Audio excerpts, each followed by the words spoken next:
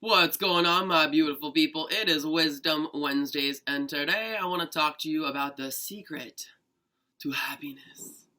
And you're gonna say, Barrett, how do you know what the secret to happiness is? And I'm gonna say, because I'm happy.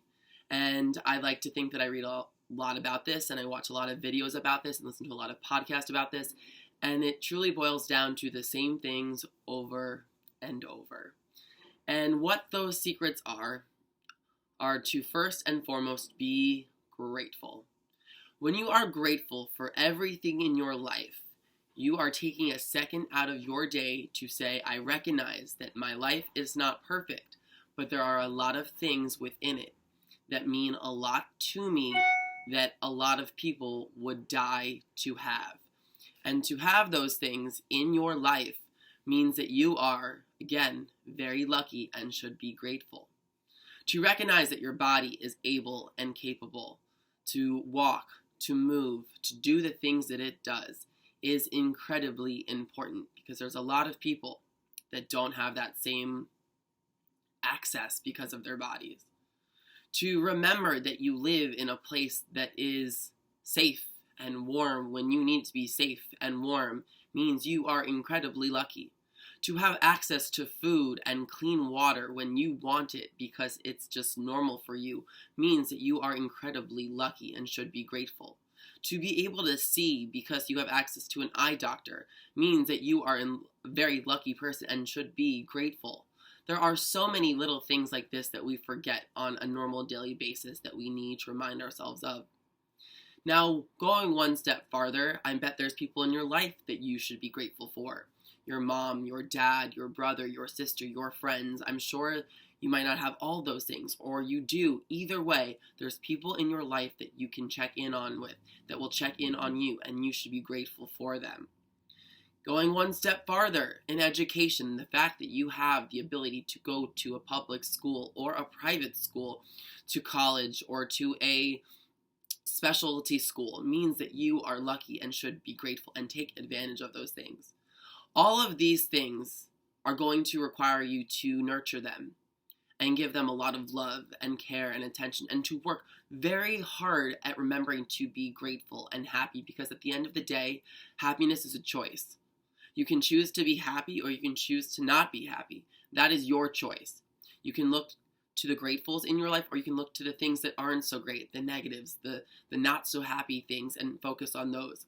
That is your choice and it is up to you.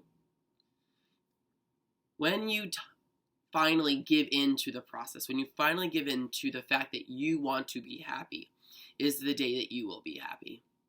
I recently wrote a blog piece called 11 Reasons Why You Shouldn't Be Happy. And in it, I talk about the fact that it's going to bring up the fact that you're never going to be perfect, the fact that you're going to be scary to other people, the fact that you're going to have to deal with fears, and a lot of other things. These are things that we want to feel.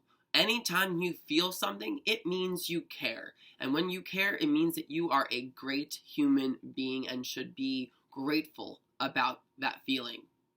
Secondly, another key thing to being happy, and this is again said by many individuals within the happiness world and profession, is to journal. When you take that moment out of your day at the end of the day is when I usually recommend to do this, you're allowing yourself to again reflect. Reflection, gratefuls, all these things, very similar. The journal will allow you to take everything that's going on inside of your head and put it onto paper. And when you can write down everything that's going on inside of that crazy thing up there, because I know it's crazy, because mine is crazy, it lets you quiet yourself. It lets you just kind of breathe and take whatever is going on inside of your head and leave it alone. And if you want to go back to it, you can go back to it. But for me, journaling is usually a process of writing down what I'm feeling at the moment. And then I start making sense of it. And all of a sudden I get to the end where there's a positive where I'm like, you know what? I'm grateful for this experience, good or bad, because it has taught me something that I want or don't want in my life. And I now know how to move forwards as a grown individual to say, yes, please, more of that, or no, thank you. I will never do this again. And that is a healthy way to deal with your feelings and emotions. Another key thing to happiness is just making habits. making sure that your day has things that allow you to reflect, be grateful, and indulge a little. If you want to enjoy something that makes you feel good and it is safe and healthy, then enjoy that. Exercise, healthy food, conversation, communicate with people. We forget how we are not actually communicating with one another because we are talking to each other via these fake middle channels, these mediums like Instagram and Facebook and Twitter. This is not a conversation. This is a quick 2-second spurt of happiness endorphins based off of something that you are getting a false like to when you should be giving real likes to people in real life. All of this combined will make you happy. If you can take yourself and force yourself to do these things every day or very close to that, you will find yourself slowly fixing the problems in your life. You'll find that you'll do a little bit more work for yourself, which will then advance you in so many different ways, whether it's your mind, your body, or your soul, which again should all be intertwined all the time, because to work on one means you're neglecting two. And when you neglect those other two, you're never going to be okay and truly happy. So you need to weave those three together and make them what you want them to be. This was my 2016 hello. Welcome to a new year, a new you. I'm so happy that you're joining me.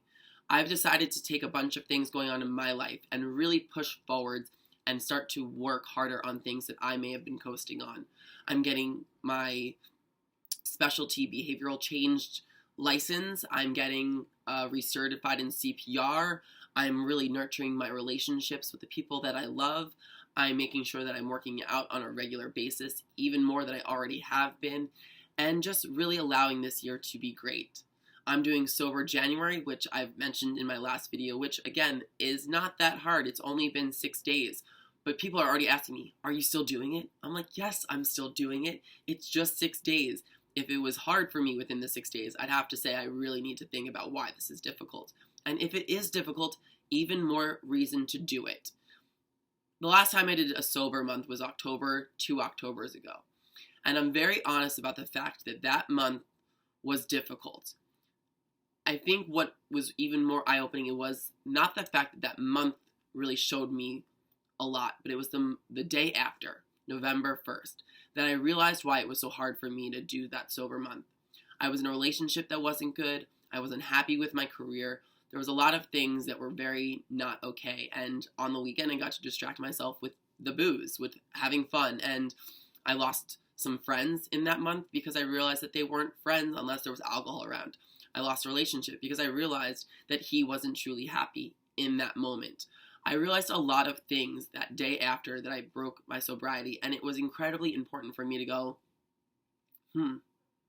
that was not what I thought it was going to be, but I'm so glad I did it. And I did start drinking again. And it's not something that I do super often, but it is something in my life, and I'm okay with that. But I think it's incredibly important every year to give yourself a month to just breathe, rid yourself of the toxins, and see what your body can do when there's not this extra inebriated state.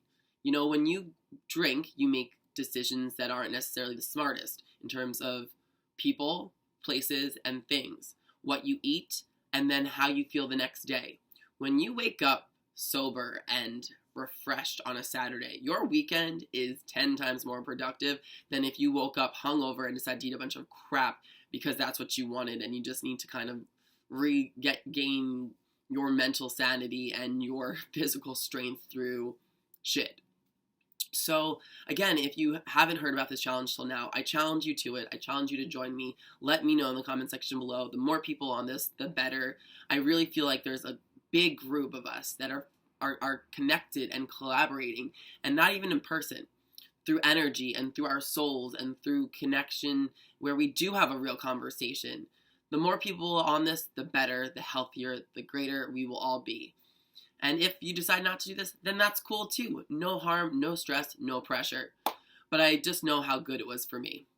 So with all that said, I guess it's time to wrap up and say, welcome to 2016.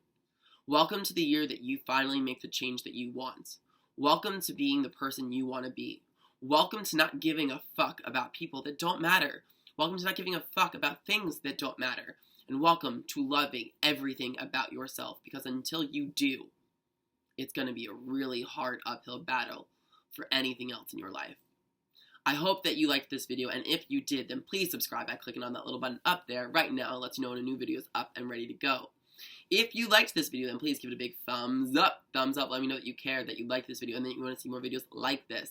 And last but not least, if you have a question or a comment, or want to leave anything in the section below, then please do so. I am more than happy to respond to those comments down there. I'm very honest and open that I do not make a ton of response videos, partially because it's harder for me and I'm usually doing a million things at once. But I will try maybe in 2016 to do one of those videos, or a few of those videos. Until next time, you guys, much love, over and out, and have a great rest of your day. Bye, guys.